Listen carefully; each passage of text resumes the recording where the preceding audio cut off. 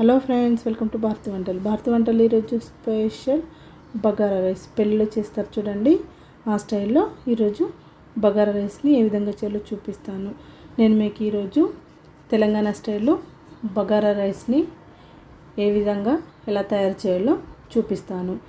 ఈ రైస్ని మీరు ఏ కర్రీతో తిన్నా చాలా బాగుంటుంది, చాలా టేస్టీగా. చూడండి ఎంత పొడి పొడిగా వచ్చిందో, చూసారా, చాలా యమ్మీగా ఉంది.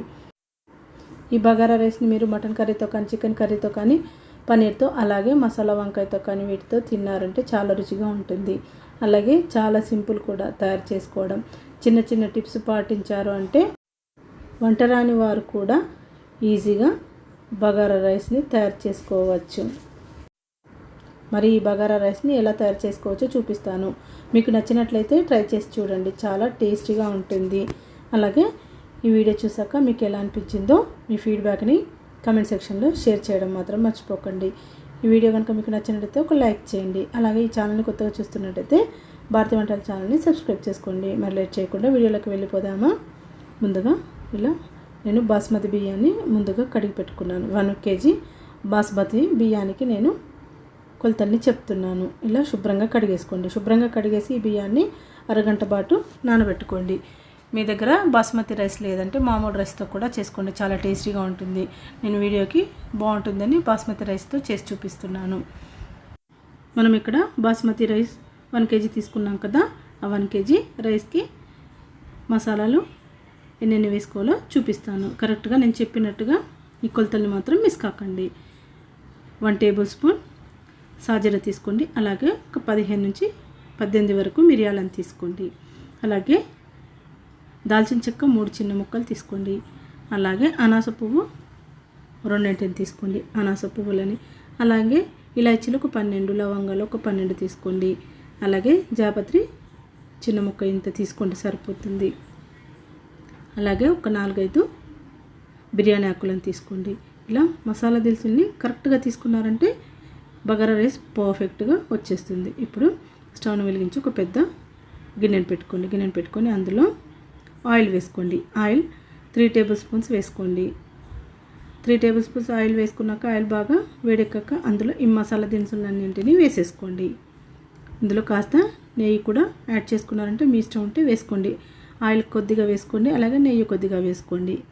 ఇలా వేసుకున్నాక ఈ మసాలా దినుసుల్ని కాస్త వేగనివ్వండి. ఇవి కాస్త వేగాక ఒక 7-8 పచ్చిమిర్చిని మధ్యలోకి కట్ చేసి వేసుకోండి.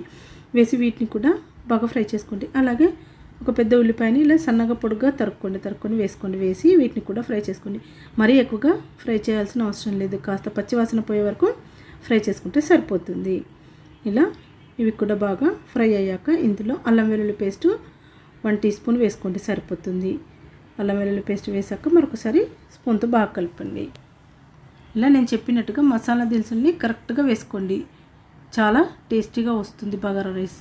ఇప్పుడు కొద్దిగా కొత్తిమీరని శుభ్రంగా కడిగేసి తరిగి వేసుకోండి. అలాగే పుదీనాను కూడా శుభ్రంగా కడిగేసి వేసుకోండి. వేసి వీటిని కూడా బాగా ఫ్రై చేసుకోండి.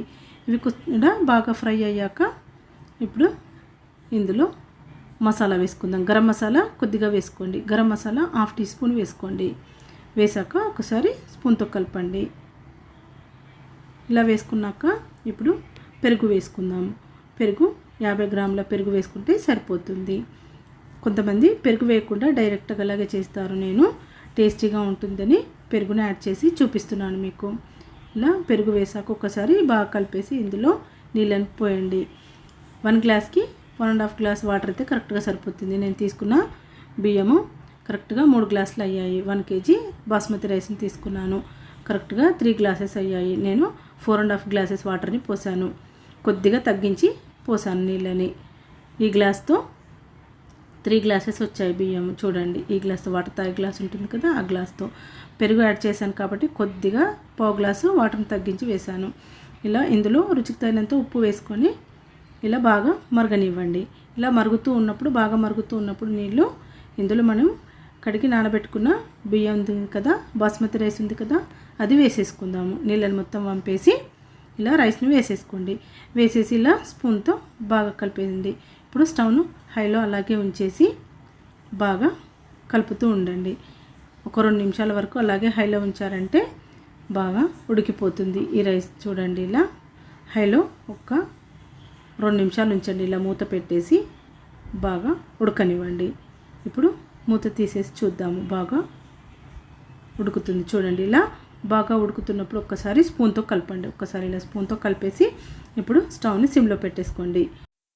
ఇలా బాగా ఉడికాక స్టవ్ని సిమ్లో పెట్టేసి మూత పెట్టేసి ఒక 15 నిమిషాల వరకు ఉంచండి.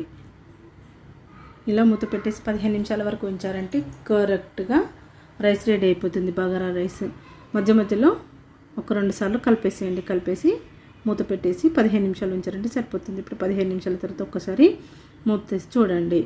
చూడండి పర్ఫెక్ట్గా ఉడికిపోయింది. రైస్ రెడీ అయిపోయింది. ఇప్పుడు దీంట్లో కొద్దిగా నెయ్యిని యాడ్ చేద్దాం. 1 టీ స్పూన్ నెయ్యిని వేసుకోండి. ఇలా 1 టీ స్పూన్ నెయ్యిని వేసేసుకున్నాక దీనిపైన కొద్దిగా గరం మసాలా వేసుకోండి. ఒక 1/2 టీ స్పూన్ గరం మసాలా ఇలా వేసుకోండి. వేసుకున్నాక కొత్తిమీర, శుభ్రంగా కడిగిన కొత్తిమీరని వేసుకోండి. వేసేసి మూత పెట్టేసి ఒక 10 నిమిషాల వరకు అలాగే వదిలేసేయండి. ఇప్పుడు స్టవ్ను ఆఫ్ చేసేసుకోండి. స్టవ్ను ఆఫ్ చేసేసి ఒక 10 నిమిషాలు అలాగే వదిలేసేయండి. అలాగే వదిలేసి 10 నిమిషాల తర్వాత చూసారంటే పర్ఫెక్ట్గా బగారా రైస్ రెడీ అయిపోతుంది.